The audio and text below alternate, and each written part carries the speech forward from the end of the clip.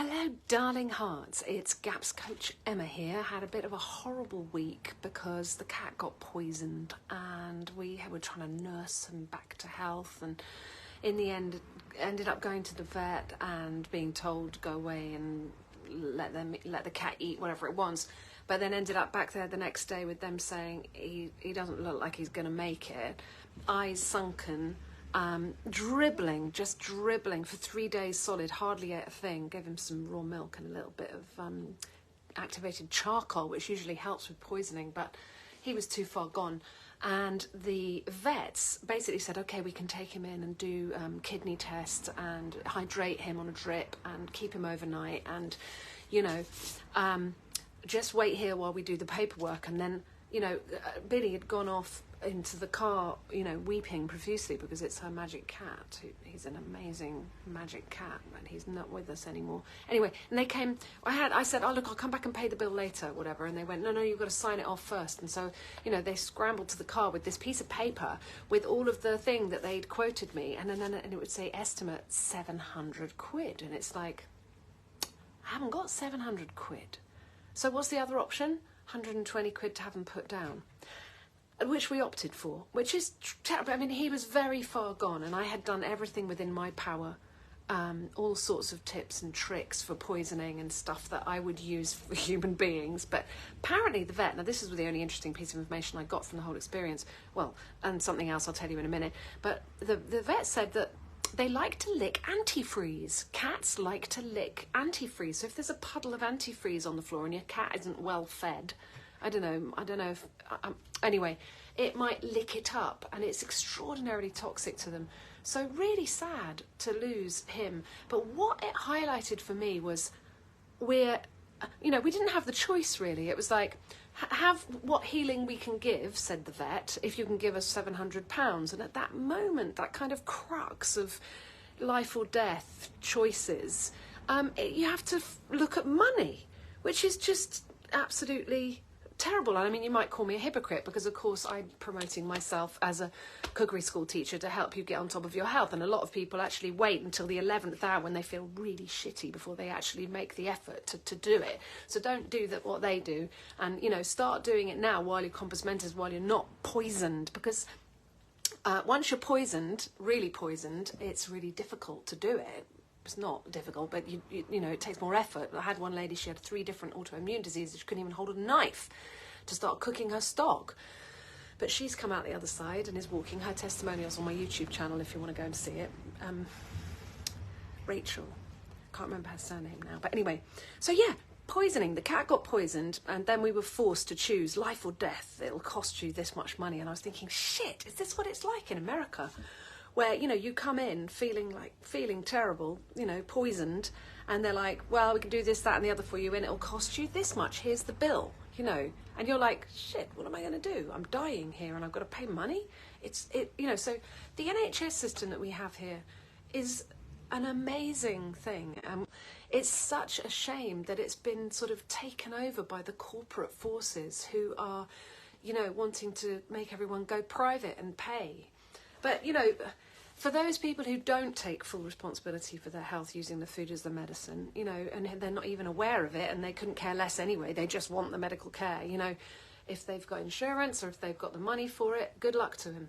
But what I do know is that this poisoning that's going on, it's not only my cat with the antifreeze, I went into the co-op to buy some butter, the supermarket, and I was like, where's the butter, where's the butter?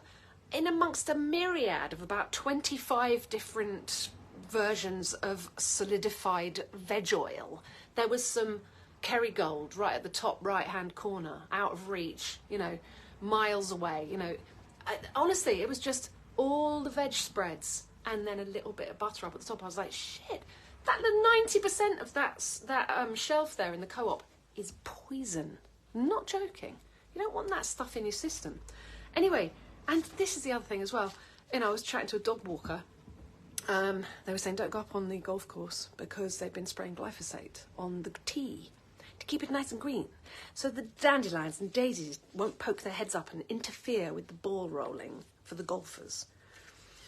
glyphosate is the most extraordinarily disruptive chemical that I cannot believe it's still being used. It's proven beyond a shadow of a doubt that what's known as Roundup, which lots of people are just spraying willy-nilly on their grass to keep the weeds at bay, is so toxic to our systems. Even newborn babies have glyphosate in their system now. Heaven only knows. You know, I know these toxins are passed on from to generation. These toxins are passed on. But again, another level of poisoning. So, you know, I'm laughing about it, but it's not funny. You know, all these people with mental health problems, anxiety, depression, ADHD, autism, things under that umbrella term of neurodiversity, are actually, in my book, varying levels of poisoning. So what we need to do is stop poisoning ourselves as far as we can.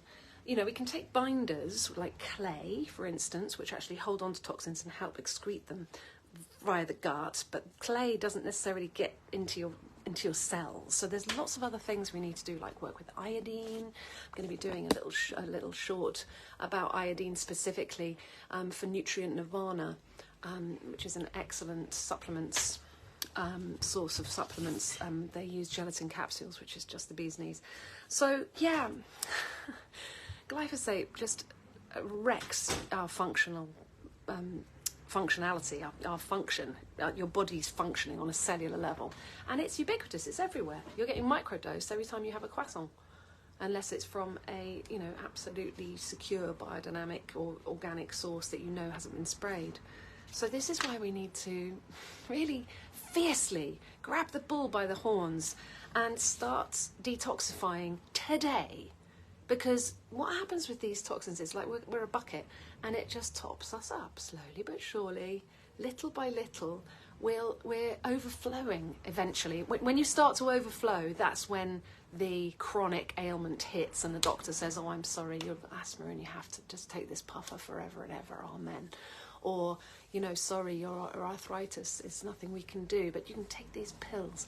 But what you can do is stop the toxicity from topping up by being aware of it now, eating the nutrient-dense foods. Stop poisoning yourself with even plant-based poisons, which aren't even chemical corporate, you know, rubbish.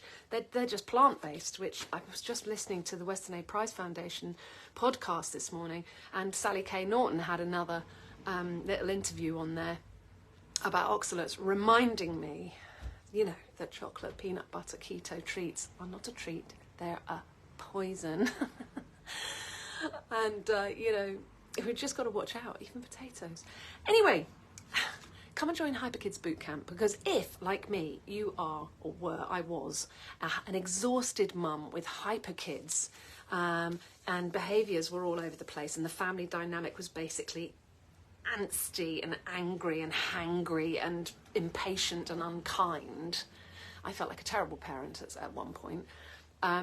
And you are looking at the kids and thinking, oh my God, the summer holidays, they're going to be bouncing off the walls. What the hell are we going to do? What you can do is actually grasp the nettle and come and join Timeless Cookery Club.